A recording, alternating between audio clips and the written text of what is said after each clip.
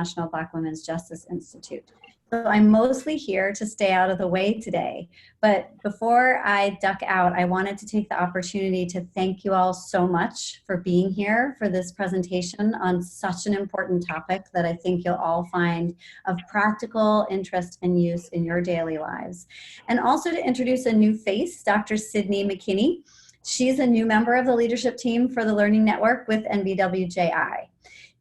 Dr. McKinney came on board at that organization as its acting executive director really recently while Monique Morris steps away for a bit. And we're really pleased to work with her and to have her on the team. Dr. McKinney, I just want to mention briefly a little bit about her. She has a doctorate in sociology, and she has a long and impressive career and a body of work that touches on the child welfare system, the juvenile justice system, homelessness, and mental illness. And she's really dedicated her whole career to issues that really lie at the core of the mission of the Learning Network itself, with the goal of transforming systems and expanding opportunities in ways that honor the dignity and respect of all people. So I just wanted to take that moment to let you know who Sydney is. Sydney, maybe you want to give a wave and let everybody know who you are, although you're off camera now. But I hope everyone will help me welcome her in time. And then I will pass it over to NBWJI.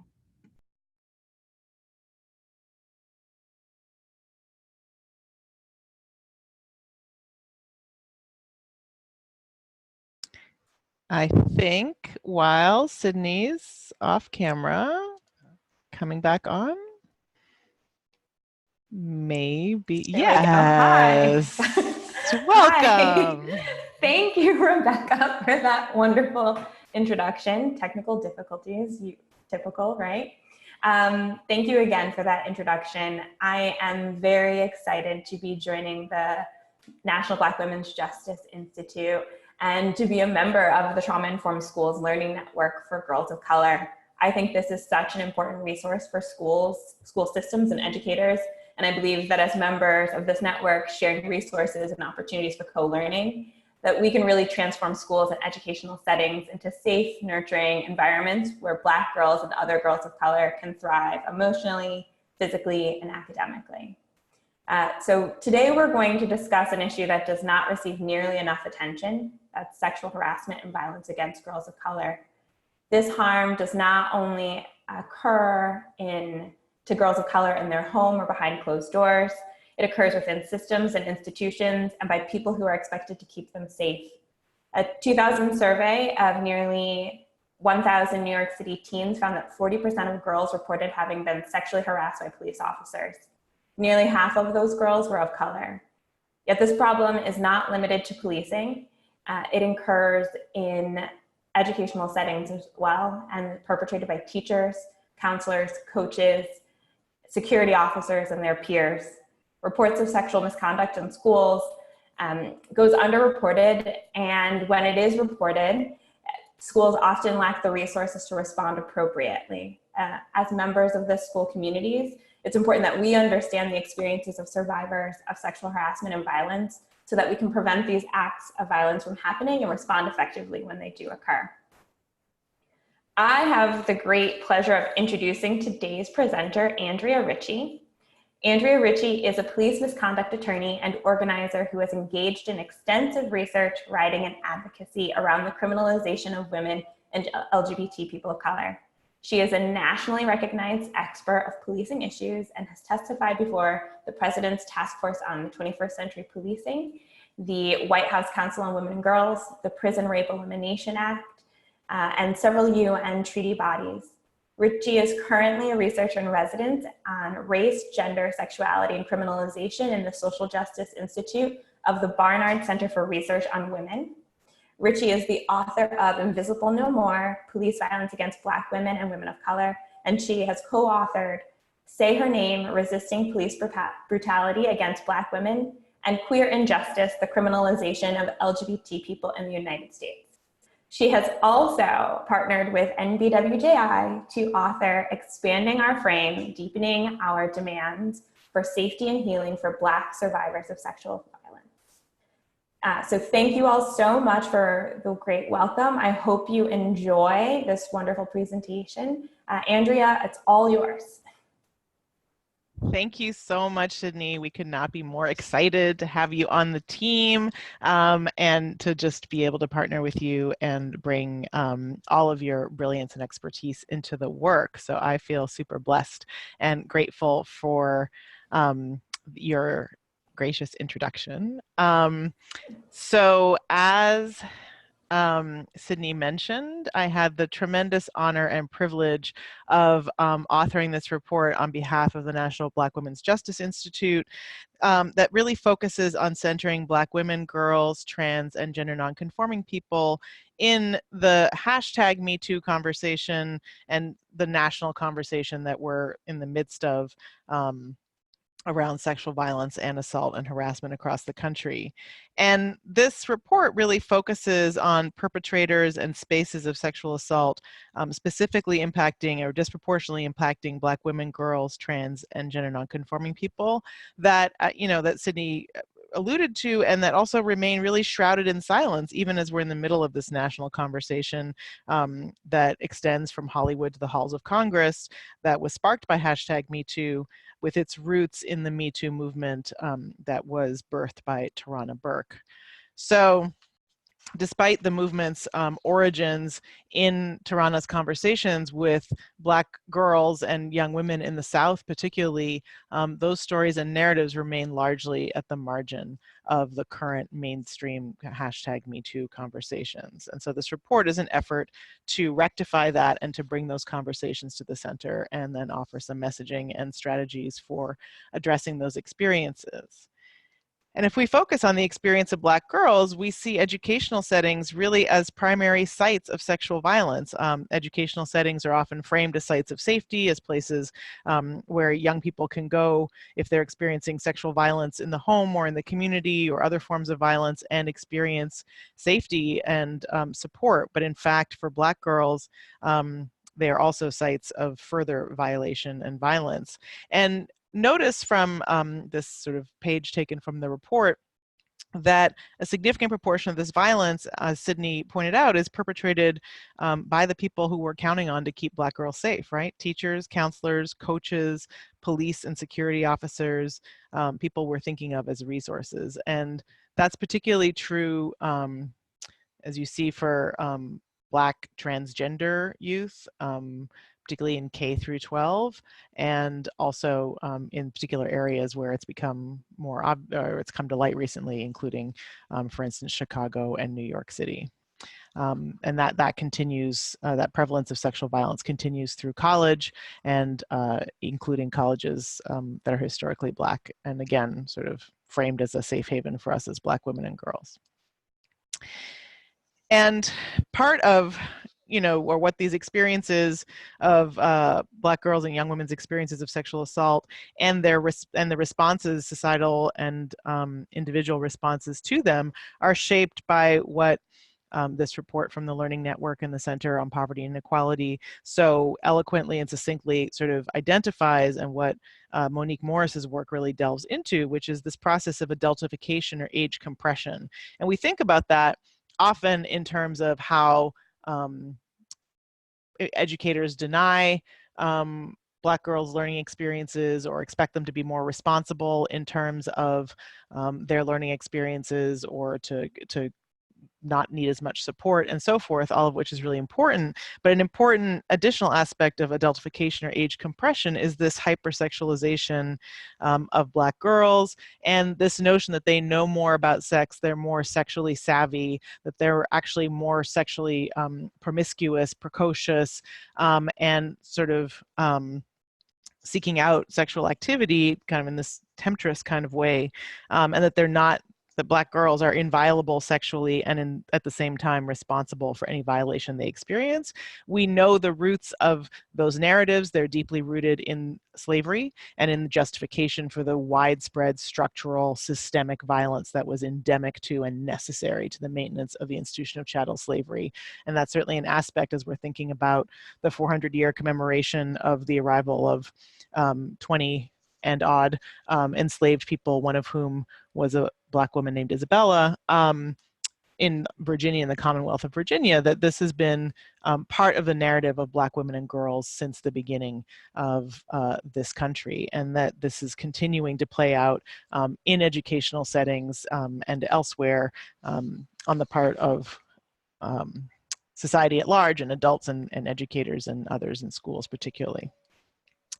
So the way that this plays out is, as we've been taught by Black feminists like Patricia Hill Collins, in these stories that we tell and that we learn and that we incorporate and that we internalize about Black girls, that then we reflect when we are perceiving them as available sexually, or when we're perceiving them, when we're responding to a complaint of sexual violence. So this is a taken from the study guide for the book I wrote that Sydney mentioned, Invisible No More. There's a study guide, and you can see the link to it at the bottom. We'll show it again at the end, but it talks about and tries to break down this notion of controlling narratives and the ways in which basically when anyone is looking at a Black girl, transgender, nonconforming person, woman, they are seeing them through a cloud of stories about them. So that you could have a young Black girl coming forward and saying, I'm experiencing sexual violence at home, in my school, or from a teacher, or from a police officer stationed in my school, and this is the cloud through which their experience will be reflected, or this is the cloud through which someone will perceive them as an appropriate target for sexual harassment, violence.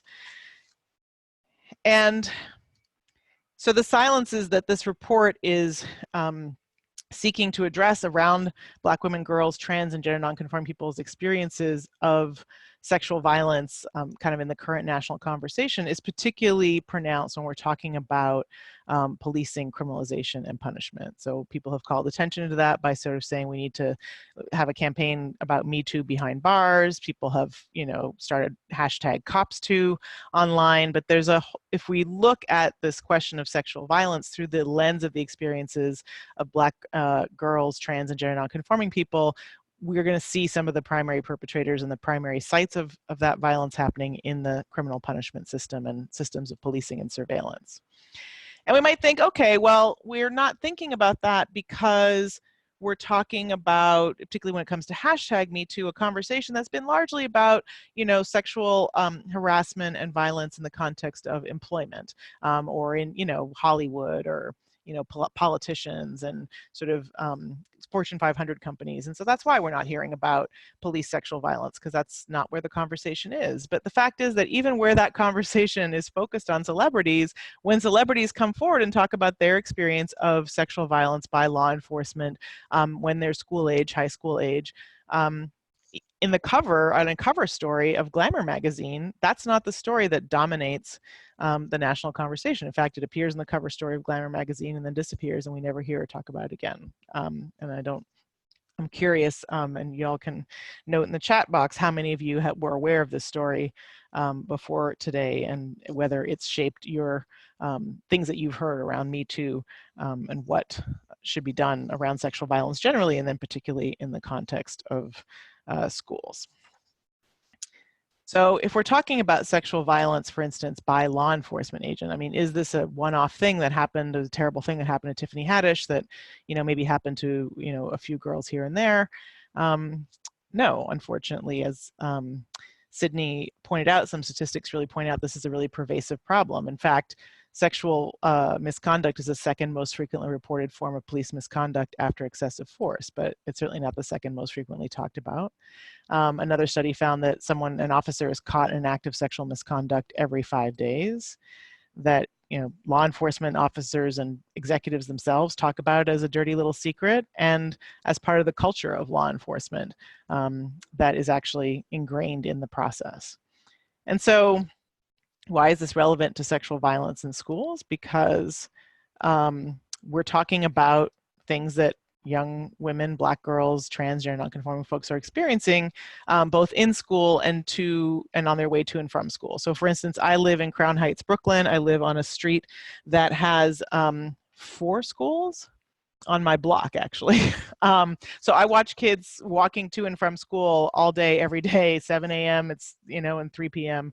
And there are cops, 4 of them posted up on, 2 of them on each corner of the corner on my block, and often a surveillance camera, and then school safety truancy officers driving by in vans and so on. And the amount of conversation about how girls look, give me a smile, what's like just talking to young women on the way to and from school that's going on that I witness every day and try and interrupt is alarming. And I think that happens quite often. There have been stories of police officers stationed in schools taking videotapes of girls in the change room, in the showers, in the gym. There's forcible touching and groping, including during searches and in schools where you have to be searched in order to get into the school. Girls report experiencing many of those searches as sexual violence. There's this practice of extorting sex in exchange for not ticketing someone, or not giving them a warning, or not giving them a consequence, a discipline, or arresting them or something else, or reporting them to another agency. And then the kinds of sexual violence that we would talk about. And then another thing that happens is, people say, well, sometimes, cops at schools date the girls at schools, and that's consensual. And anytime that an officer is acting under color of law and has the power of the state behind them, and they could use that power to do any number of things, then the question is, how consensual is that, and how should we be thinking about that? So how do we know this is happening? There's no official data about it, but there's certainly complaints, media stories, arrests and lawsuits, and then research that's based on those reports. But, really what we know about it depends on what the media decides to cover and what they tell us about the person who's been sexually assaulted. And it tends to be focused only on the most serious cases, whether we're relying on media or court cases or whatever. And most importantly, it depends on survivors coming forward. And for young people, particularly when it has to do with a police officer who they're going to see every single day, who's stationed at their school or who on the way to and from school, that may not be likely. And also, if they feel like, who am I going to come forward to when everyone is promoting these officers as the people I'm supposed to go to if I have a problem, then, or who's going to believe me, then it becomes an issue. And so if we think about who police officers are targeting, the studies and research that I just mentioned indicate that actually they're targeting young people on purpose, and partly because they know that if they come forward, they're less likely to be believed, that they have more access to young people, either through presence in schools or youth engagement programs, or the fact that they are promoted, to have youth events in communities that, and that police officers have a tremendous amount of access to young people generally on the streets and in various institutions. And so many of these study that Sydney mentioned earlier is reported here.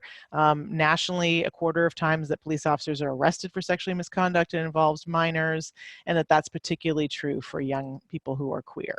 Also, it's true for survivors of violence, including young survivors of violence. And again, a study showed that 70% of cases involved victims and young people, among others, youth and people of color, young women at the border in the interior, trans women of color, and so on. So, and the context, traffic stops are definitely a huge place where this happens, but youth engagement programs and schools are significant sites of sexual violence by law enforcement officers. So, you may have thought when you were coming onto a webinar to talk about sexual violence in educational settings that you would be talking about sexual violence by peers primarily, or perhaps peers and staff.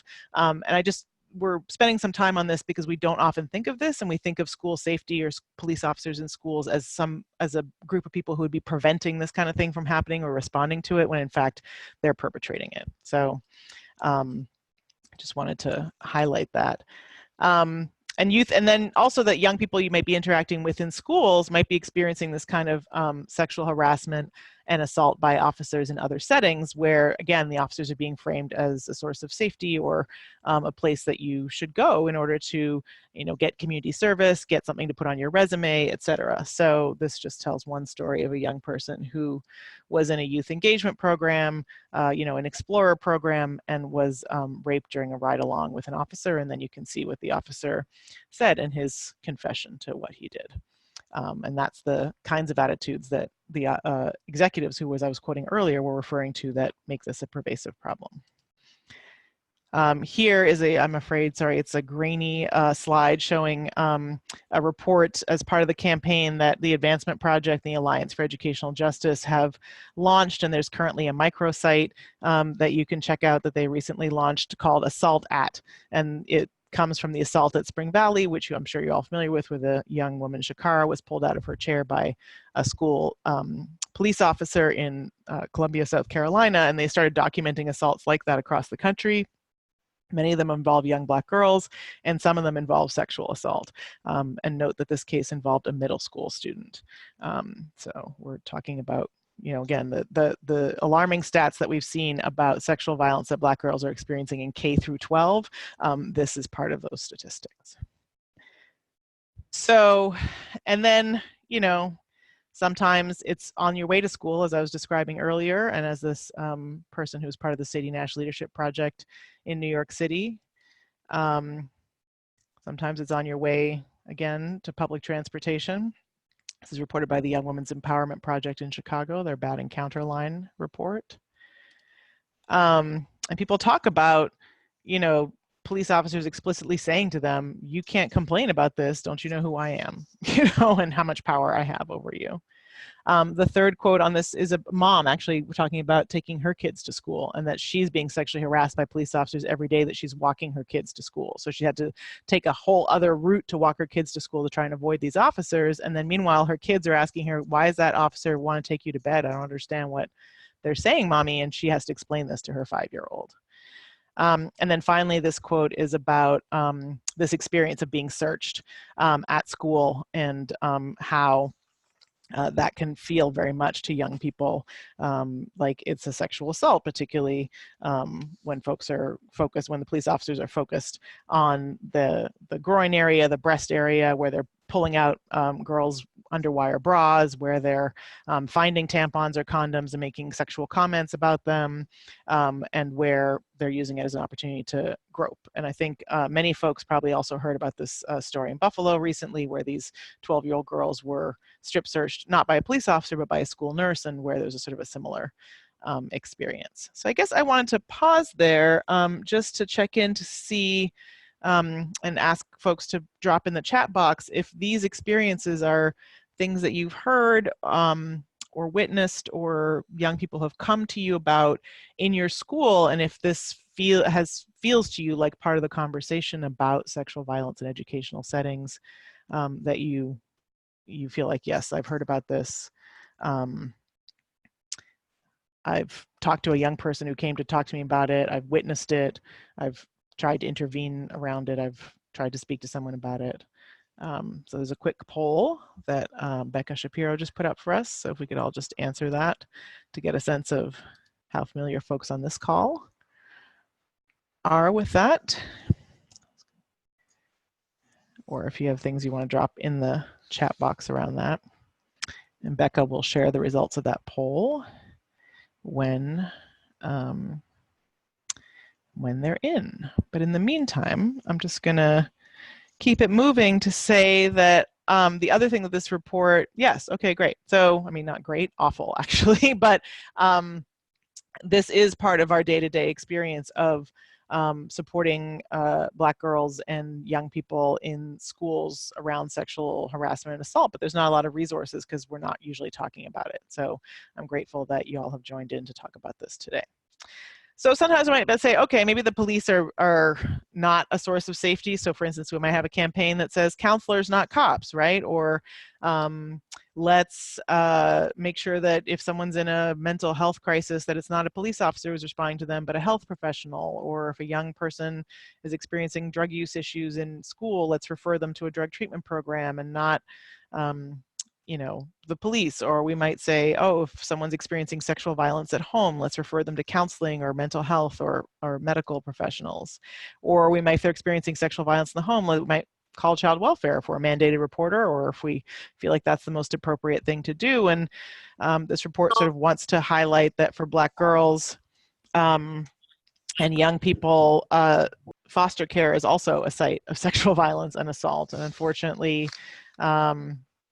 you know, in places like Baltimore, half of confirmed reports of abuse in the foster care system, not abuse that led someone to be placed in the foster care system, but abuse in the foster care system itself involves sexual abuse, or moving someone from a home where they might be experiencing some form of violence and putting them into foster care might expose them to other forms of violence. I think we're all familiar with that. We might just not be as familiar with the scope of it, you know, and how huge it is, whether it's 20 to 40% of cases of abuse in foster care involving sexual abuse in different jurisdictions. And that healthcare provision is a place of sexual violence for young people. It's a place I experienced sexual violence as a young person in the context of my first kind of gynae exam and interaction with the doctor. So I think often we might be like, oh, like, you know, we'll send you to the nurse, we'll send you to the doctor, we'll send you somewhere to talk about your experience of sexual violence or just to sexual prevention, and that might be a place where you might experience sexual violence instead. And that certainly there was a question in advance of the webinar about whether this, you know, is more common in low-income communities. Certainly, you have less access to resources to protect yourself from it in low-income communities, and there are certainly less resources once you've experienced sexual violence in low-income communities. And obviously, low-income communities can be disproportionately communities of color. So we need to be mindful that everywhere we send a young person for help might be a site of further violence, and recognize also that we might not hear about it and they might not report for all the usual reasons people don't report sexual violence, but also because if it's coming from an authority figure, if it's coming from a state actor, they're less likely to be believed, and there's less likely to be someone to report it to. And there's less likely to be support in the same way that there is if the person is a boyfriend, it's teen dating violence. There's a million programs for that, you know, violence in the home, there might be more programs for that.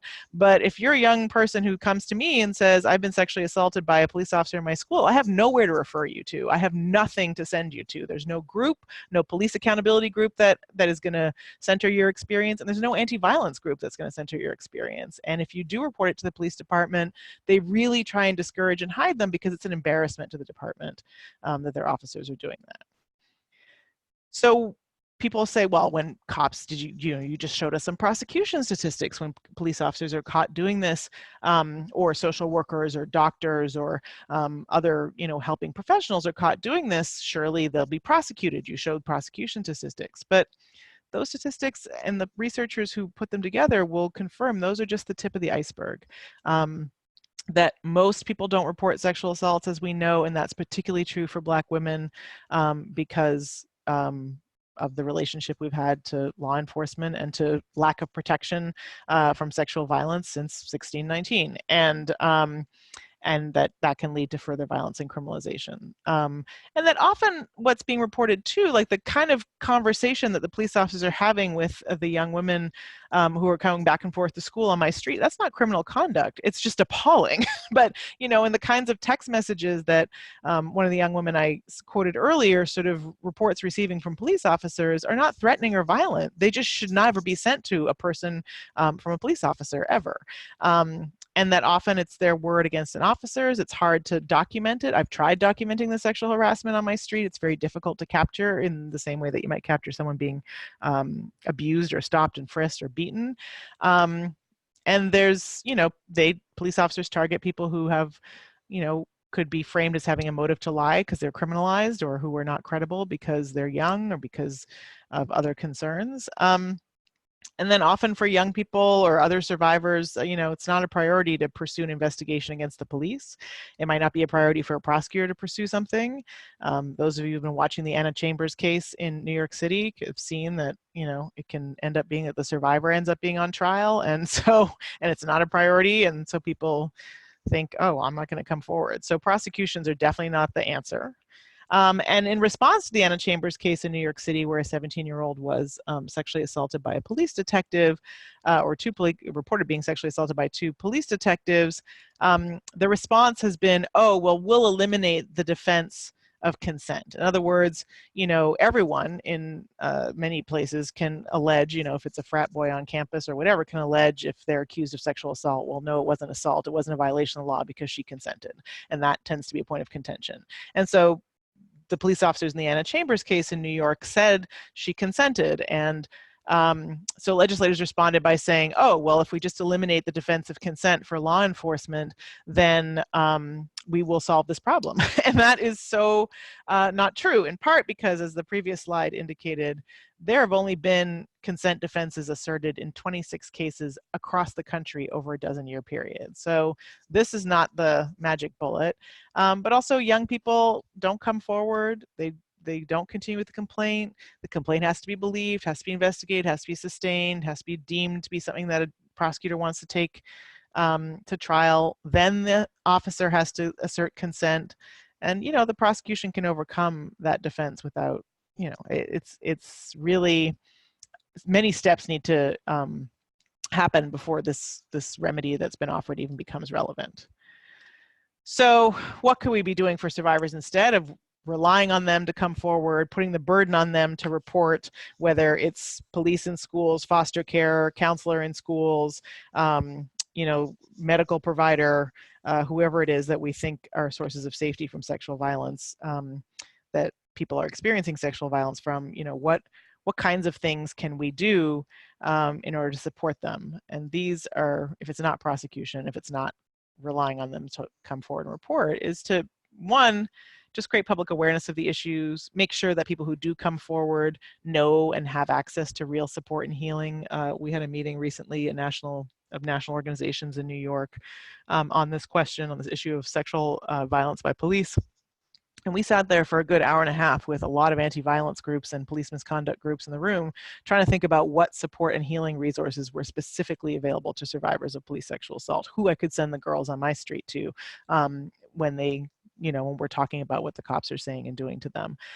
So we really need to get that together. And we need to focus on strategies for prevention, detection that don't rely on survivors to come forward, accountability that's real, and that's going to ensure non-repetition, and then, you know, finding out more about where and how it's happening so that we can focus more on prevention. So with that, I'm wondering if folks can answer another poll from Rebecca about whether you've tried any of these strategies with respect to sexual violence that Black girls, trans, and gender nonconforming people have experienced in educational settings, and which ones. Whether it was by teachers, staff, law enforcement, coaches, or peers, and what you are thinking can be done. Specifically, if you have a story you want to tell in the chat box about what that's looked like, that would be really fantastic. So again, we're going to leave that poll up, give you folks a chance to answer it. And then Becca will post the responses as soon as there's enough.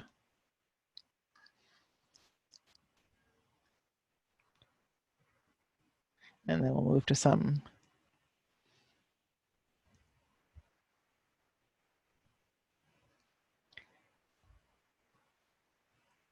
Becca is giving us 15 more seconds to answer.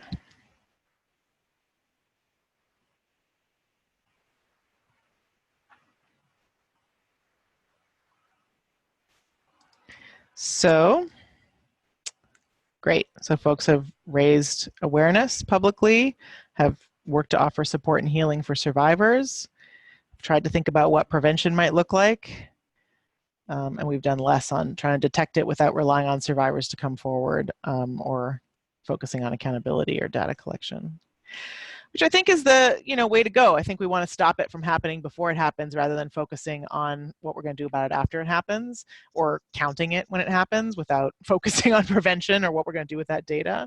So the conclusion of this report that the National Black Women's Justice Institute put out is that we really, as we're having this national conversation around sexual violence, harassment, and assault and extortion under #MeToo, that we really need to expand the message if we're going to center Black women, girls, trans, and gender nonconforming people. And the first thing we need to say is that we need to confront, identify, unpack, and unravel those controlling narratives that cloud our perceptions of Black women and girls, trans, and gender nonconforming people when they come forward to talk about sexual violence, but also when people are perceiving them them as appropriate targets of sexual violence, who won't be believed if they come forward, who are inviolable, who deserve this kind of treatment. So we really need to focus on those narratives. And that's not by shaming people about, you know, hip hop videos or sexualization, or young girls coming into their own sexuality in terms of what they're wearing at school or what they're talking about at school. It's about fully supporting them in their sexuality in a culture of consent and appropriate boundaries and safety, and that we're all going to push and support that. So we're not mad at girls for, you know, liking particular hip hop stars or wanting to be around them or dress in a particular way. What we want to make sure is that in those environments, their safety and their security is going to be protected and preserved. So we're not going to punish and shame people for exploring their sexuality. We're going to make sure that everyone can do that in a safe way.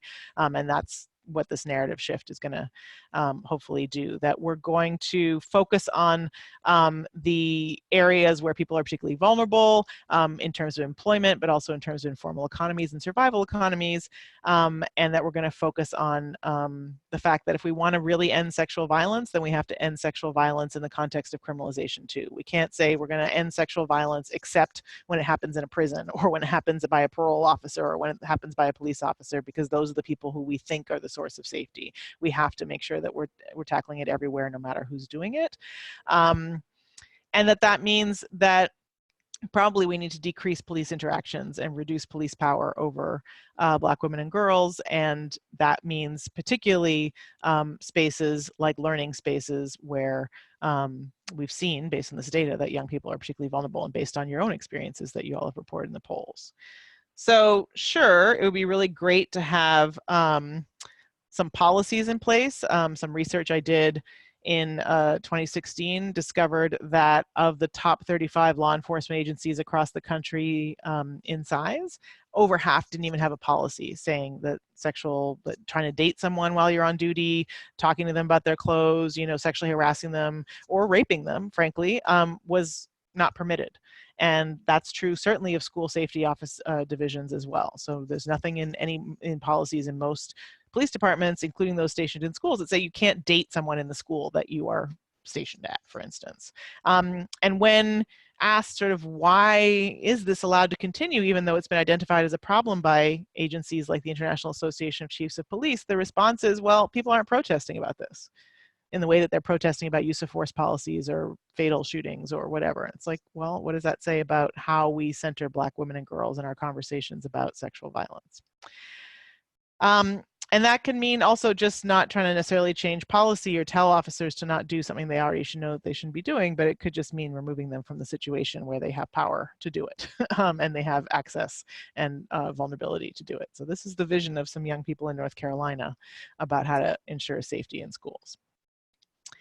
And, you know, generally speaking, most folks are talking about decriminalization and removal of police from various situations where sexual violence by police is predominant as the most effective method of preventing and supporting survivors.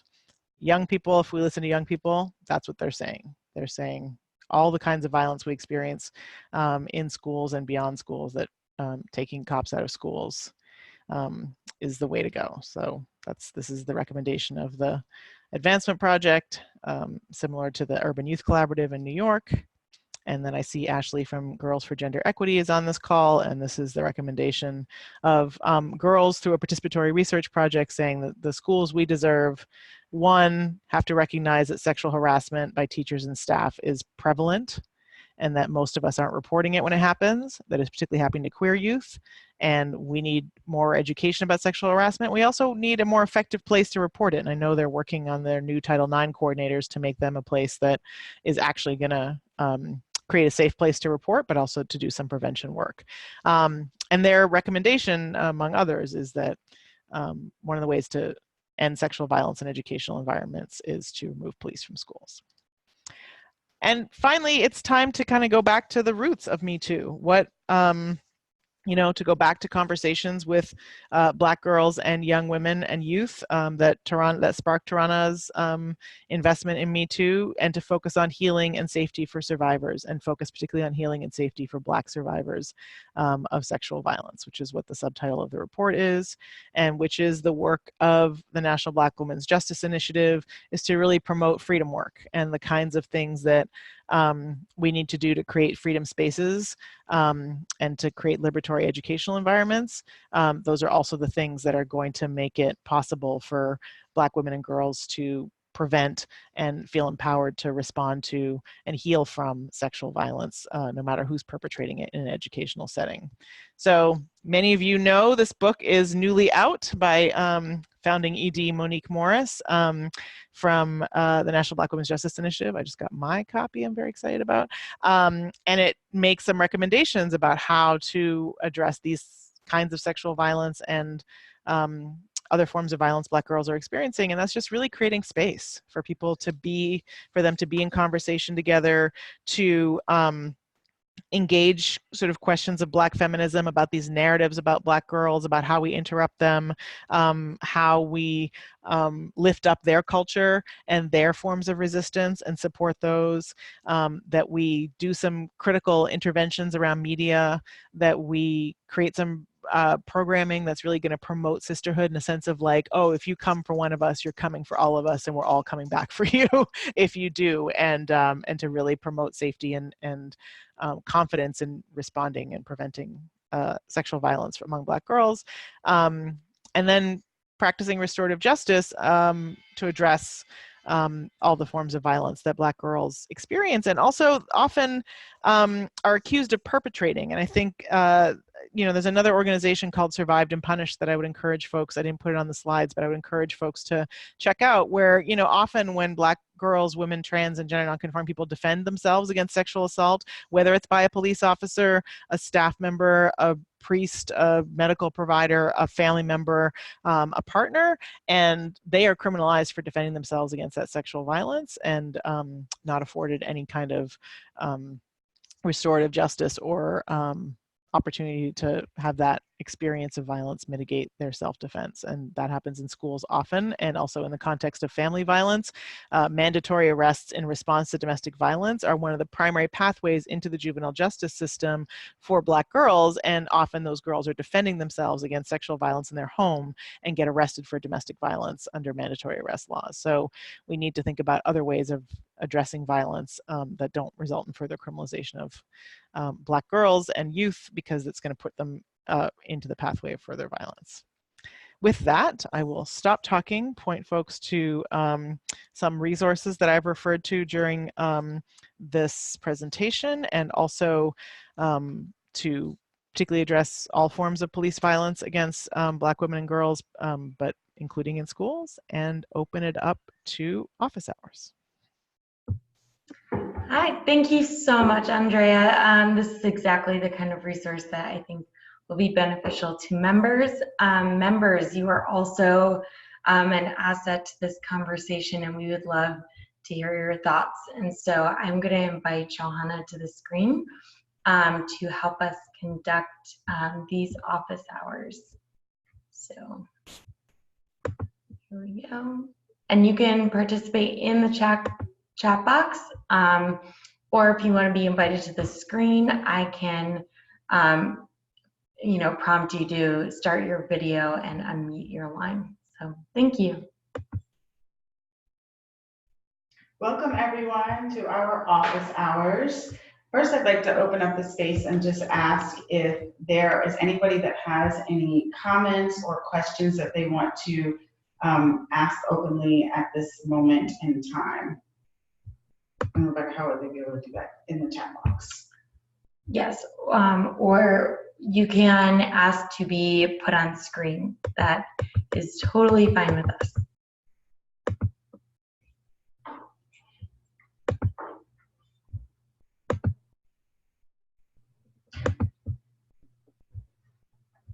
Okay.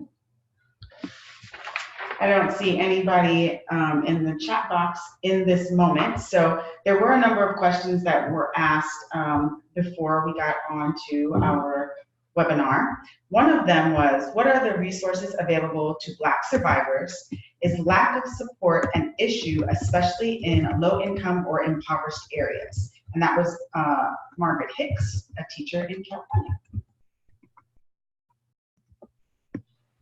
And I think I, sort of alluded to this during the presentation, which is that to the extent that a community is under-resourced, it's under-resourced in every way, shape, or form, right? And so it's under-resourced in terms of the things people can access to stay safe from violence, whether that's housing, employment, community spaces, counseling, mental health, et cetera. And it's under-resourced in terms of things that you can go to when you experience the violence. And so to the extent that low-income Black and Brown communities are under-resourced and subjected to what is often called organized abandonment, then there are fewer resources available and therefore higher instances. But that's a superficial answer. But thank you for that, Andrea. We have Sharice on the line, and Sharice is asking, how do we encourage young brown girls to be brave when the truth is that they will possibly be dragged through the dirt and then the perpetrator will be exonerated?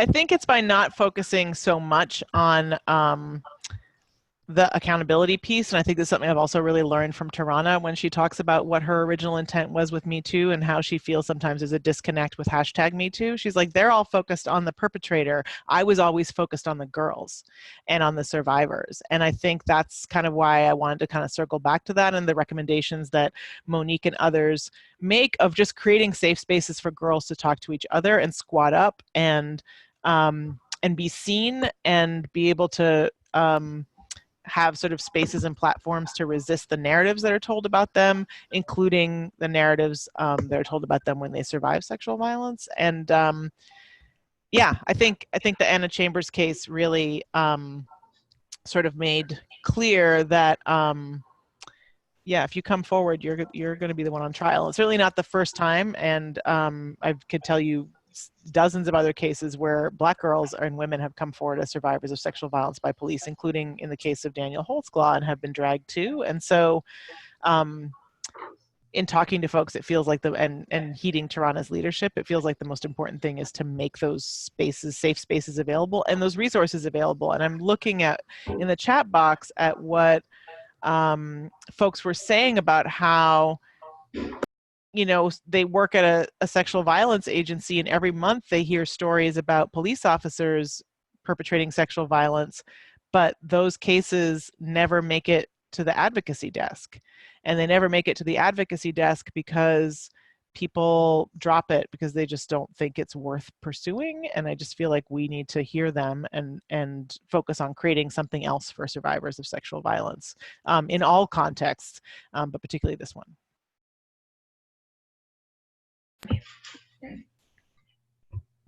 So thank you for that, Andrea. Also, I'm also seeing Tiffany Dent say, even when it comes to Black psychologists like myself, many of my friends do not choose to work with low-income Black communities.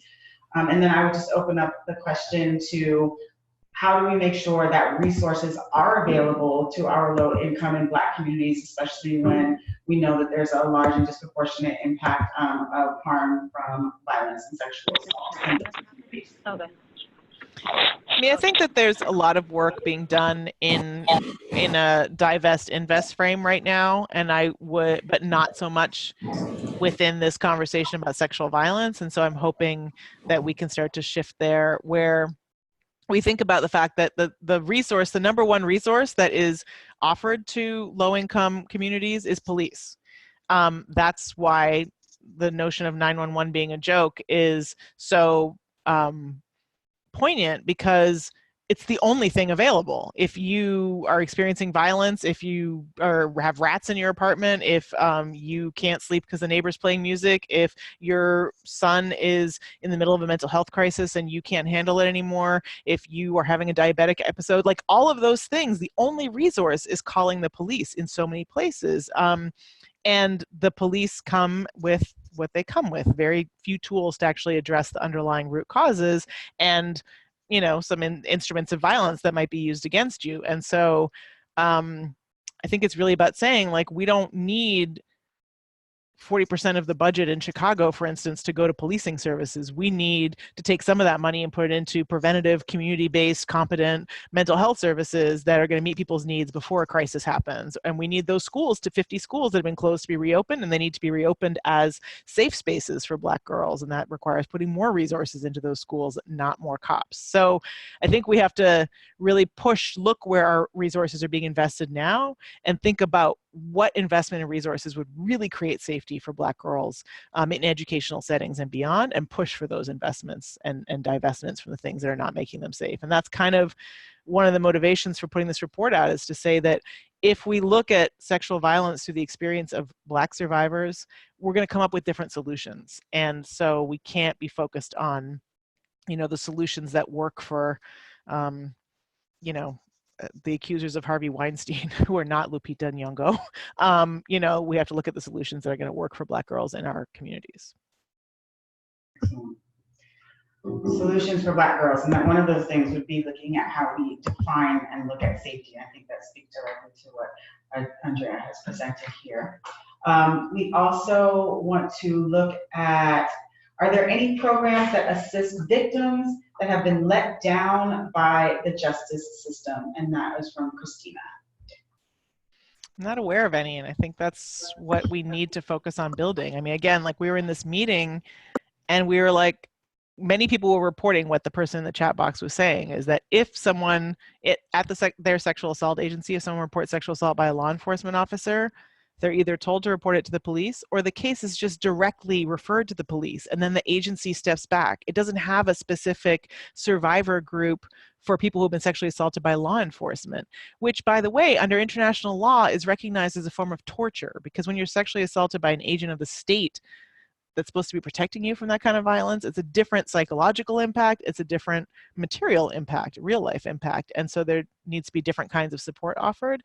There are many centers in the country that offer support to survivors of torture in other countries, as there should be. There's only one that offers support to survivors of torture by law enforcement in this country, and that's here in Chicago. And they're really trying to build up what kinds of supports to offer people who've been sexually assaulted by law enforcement.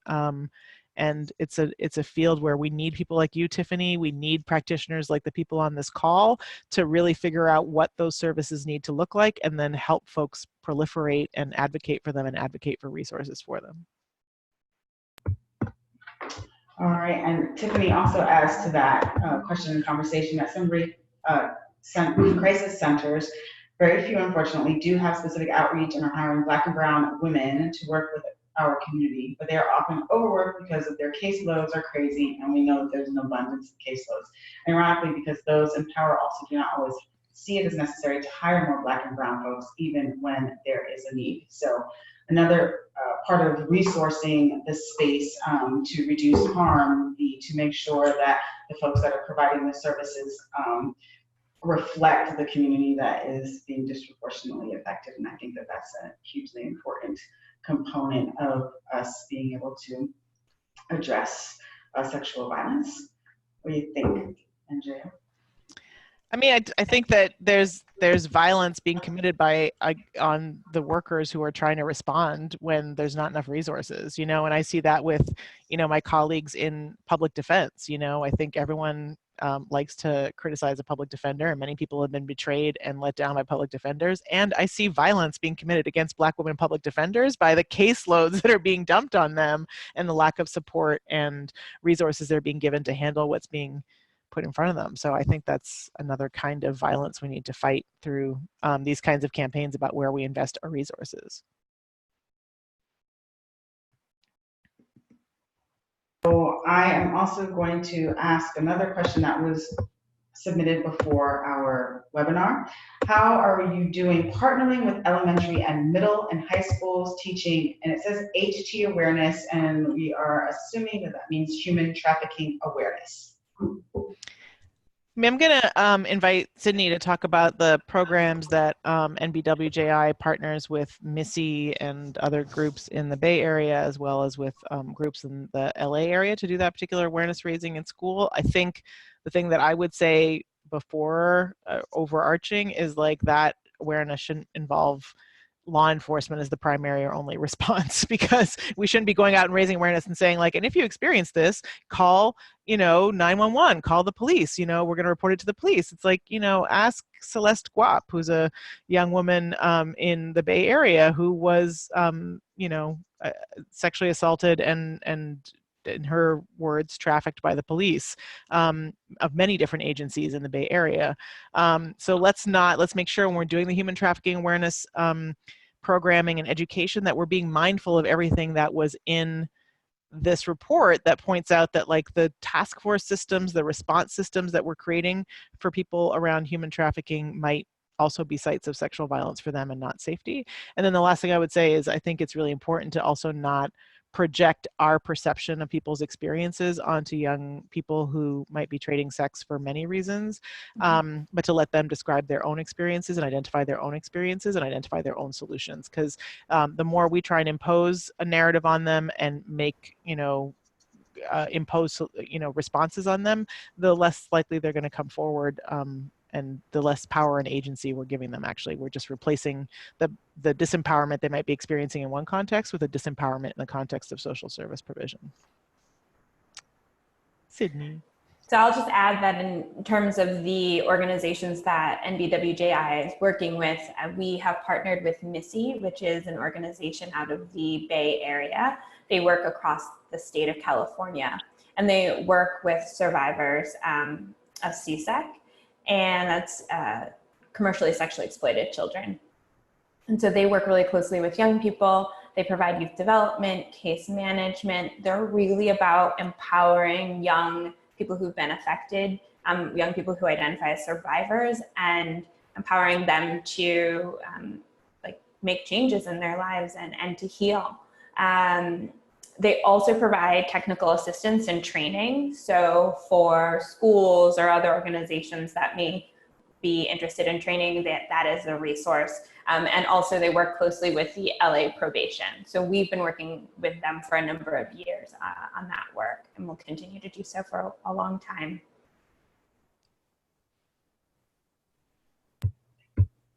Excellent, thank you, Sydney. Also, we have Tara, excuse me.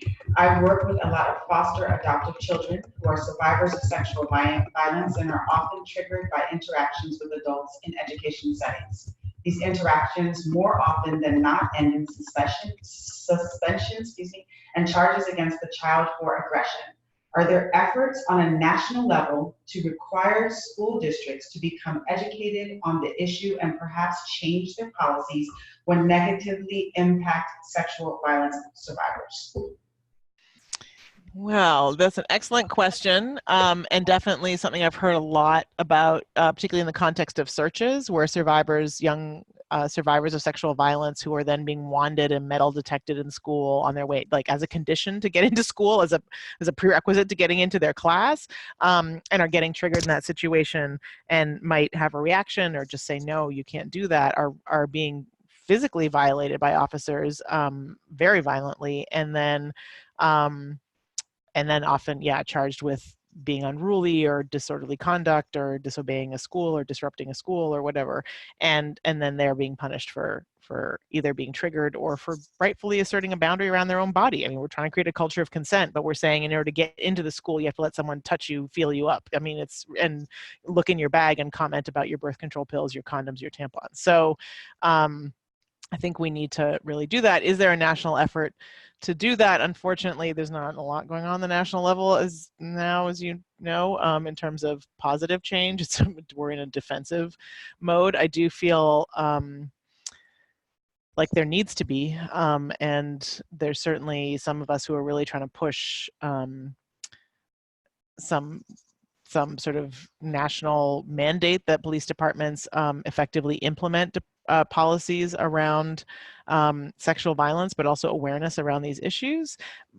And I think that more people are sort of saying, perhaps, well, we should at least get police out of schools, but we can't get all the adults out of schools that might be triggering these interactions. So we should definitely be focused on that kind of training. And I think that's something that NBWJI and the Trauma Informed Learning Network definitely could contribute to.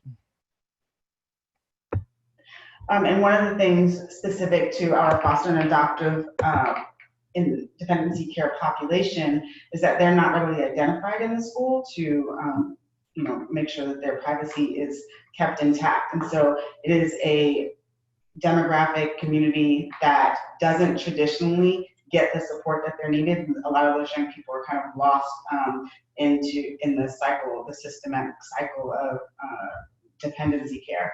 And so it is really important for our schools to be able to identify and provide additional supports for that demographic. In South Florida, we do have we have surrogate parents within the dependency system, and those folks are assigned within the guardian ad litem to make sure that there is an additional layer of support when traditional caregivers are not available to those young folks, because they really do get lost in the system. So that's definitely something to pay attention to if folks have access to the students in their schools that are in the dependency care system.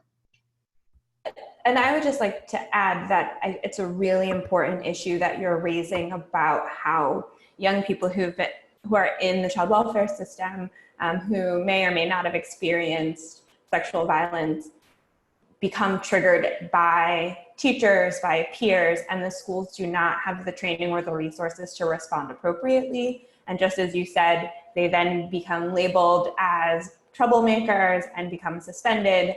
And often the service providers, the foster care providers, do not have the experience, the time, or the training to provide the support to make sure the schools are actually supporting the young people appropriately. So I think that that's a hugely important issue for us to continue to address. And as Andrea said, I think the Trauma-Informed Schools Learning Network is a great space for us to really kind of delve into what that could look like for Black girls who are part of that system as well.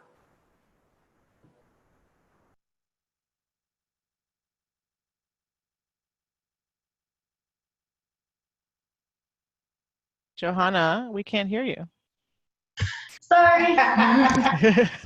Like, I'm sure you're dropping like knowledge there. I would like to know what it is. He shared all the secrets. Great. So another question, why are people of color taught to get over it in order to attempt to move forward? We must deal with the trauma. And that was from Lisa Johnson, an educator in New York. Yeah, I mean, we were discussing this question earlier. I mean, the short answer is slavery. I mean, colonialism, and that was premised on people not actually seeing or naming or responding to or acknowledging harms experienced by Black women and girls, and brown women and girls, and immigrant women and girls. And so I think that's continuing to be the case. I think people literally, and there are many studies that show this, that people don't understand the same levels of pain, violence, feelings among Black and brown people as they do among white people, and just assume that people should just move forward. And I think everyone is entitled to the time and space they need to heal from violence and to not be reviolated in the context of that healing, and that we need to call out the narratives and the systems of power that they were created to bolster, push up, and perpetuate, that create those narratives. So I think it's, the answer genuinely is not facetiously slavery and colonialism and imperialism, and that we need to talk about how that narrative is about bolstering that, and how undermining it is part of undermining those systems and their continuing impacts. Thank you. I do not see any additional questions. I do see that there was a conversation happening on the chat regarding My Brother's Keeper. And traditionally within the My Brother's Keeper conversation, we're focusing on young Black males, but it is an opportunity to elevate the voices of Black women and girls within the context. Is super important in this move to reduce and address violence, sexual violence, and harm, that we have male allies having conversations with their colleagues, with their peers, with the young male identified people that they come in contact with and work with. And so Presh Lee said that they will be speaking and presenting at a My Brother's Keeper conference and will elevate the voices of Black women and girls, which is fantastic to hear. I suggested that there be a call to action for male allies, and then our partner Rebecca Epstein believes that yes, there is the need to include Black women and girls in the My Brother's Keeper conversation. And then at the work that's being done with Georgetown Center on Poverty, we often get challenged on why we focus on Black women and girls, and that's specifically because they're always excluded from the conversation with Black boys. And somebody is asking to, we'll be able to share the presentation link if it's shared with us.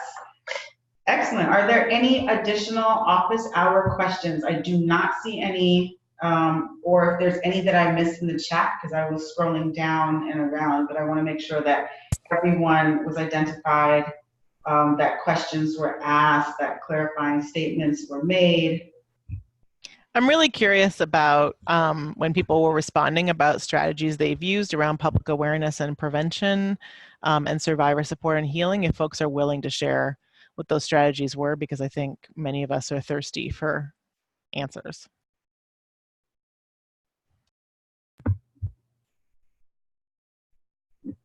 Well, I can share, am I unmuted? Okay, I can share in South Florida, we had a fantastic violence education, consent education based time to spring up fellowship. So there were a number of people that were trained on education and awareness methodologies in addressing sexual violence. And then those fellowship participants were deployed in community in their respective places.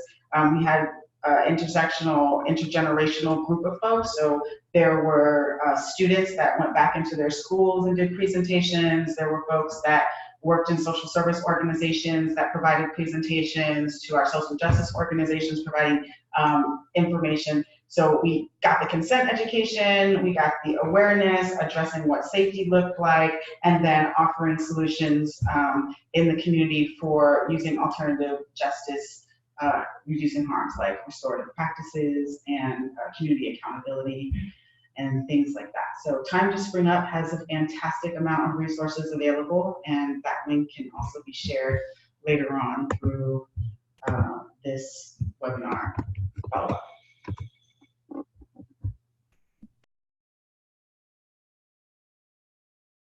Thanks so much. I feel like that created so much room for some folks who wouldn't otherwise have had any room. So I just really feel like any way that we're able to use, create room for these conversations. So for instance, someone just shared in the chat box that in DC public schools, they're using I think the 3 R's curriculum is rights, realities, and responsibilities or something like that to raise awareness around consent and sexual safety. And I just wonder if like when we're doing curricula like that, if we can mention in the conversation, you know, use an example that involves a police officer or a doctor or a social worker or a probation officer or a teacher or a coach or someone in a position of power, just to make the space for someone who's had that experience to feel like it's a place that they can talk about it. Because I have to say, every time I've spoken publicly, I feel like almost literally every time I've spoken publicly about sexual violence by law enforcement, someone has come up to me afterwards and told me a story that they never told anybody. And when I ask people, you know, why, like, you don't know me, I'm not that, you know, whatever, like I'm not skilled in responding to these things, like they say no one's ever mentioned it before. So when I went to the meeting about police brutality to talk about it, nobody was talking about sexual violence. When I went to the sexual assault center, people were not talking about police as perpetrators, they're talking about police as the answer. And so I just thought this was something bad that happened to me and there was nowhere to go. And so I just kept it to myself until you just said it. And I was like, oh, okay, so this might be a space where I could talk about it. So to the extent that anytime you're having a conversation about consent, sexual violence, sexual harassment, sex ed, being allies to you know, in the fight against sexual violence against Black women and girls, if you can throw in an example or just a mention that, you know, if you saw a police officer trying to get a girl's phone number, what would you do? If a police officer was trying to get your phone number, what would you do? You know, something like that, that for a date, obviously, like how would you respond, just to give people an example to know that this is part of the conversation when you're talking about sexual violence in educational settings, so that they might have an option to say something and or ask for help or seek support or something. Excellent.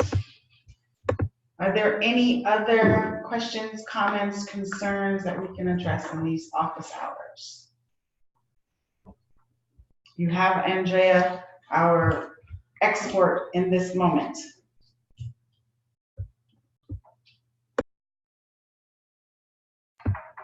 We have Sequence that is also offering the middle school curriculum as an example of our police sexual misconduct and what would you do types of questions. Cool. Yeah, and I think the sort of parting kind of I don't know, ask or invitation that I would make is sort of to just talk about this wherever you are, in the staff meeting at school, in your social worker network, in your professional association, in your wherever, to just sort of talk about this whenever the topic of sexual violence comes up. Make sure that you name that it's not always peers, it's not always family, it's not always intimate partner. It can be the people who are being offered as help, as sources of help, and brainstorm with people, you know, how they're going to address that reality. So if there's a conversation about, you know, should we call foster care about this person, you know, as mandated reporters, think about how you're going to check in or create space for that young person to be able to come forward if the sexual violence, you know, continues or is newly formed as part of foster care. Create opportunities to just raise awareness with your colleagues. We're trying to, at Barnard, create a curriculum for social service providers to sort of get them thinking about how to provide more support services, how to document the information that comes to them that doesn't get documented, and how they can get involved in prevention and supporting survivors. So just anywhere you go and we're talking about sexual violence, make sure that you're talking about these things and the need to address them, and hopefully that'll open up space for ideas and campaigns and calls to action. Thank you. And I just wanted to thank you all for your requests for resources. What I wanted to do is highlight this as an opportunity that in the follow-up for the webinar, we could call upon our learning network members who are really working in the field and use those, list the requests for resources that you've listed in the chat box, and ask our members, the rest of our base. We have almost 700 now, and I'm sure they will have more boots on the ground knowledge of some of those resources that you're requesting. So if we don't have them on the line, it is a great opportunity to leverage the knowledge of our members. So thank you for your question. All right, and so Sharice, I see that you're asking specific to the Washington State area, and like I'm going to echo what Becca said. We're going to open it up to our large membership, and hopefully there will be resources that come out of that Washington area. I don't live in Washington, so I don't really know any of the resources that are happening out there, but hopefully there are members of our network that will be able to provide you with some linkages there. And then question is, Voices Allies to Reduce Sexual Violence in School, the name of the forthcoming MBWJI program. Is there a date when it will be released? The magical question. We are working on the content of the curriculum. We are then also working on our pilots of it. And it is a Cal endowment program, so it's going to be initially integrated into the California system for our pilot program, and then we will let people know as we're moving forward with the curriculum. So there is not like a specific release date, but we will definitely keep people abreast. And if you are interested in lending any male ally support or anything like that, then just reach out to us. You can reach out to myself, J. Thompson at nbwji.org, because I am one of the folks working on it. Thank you. I can't wait either. We're working on it.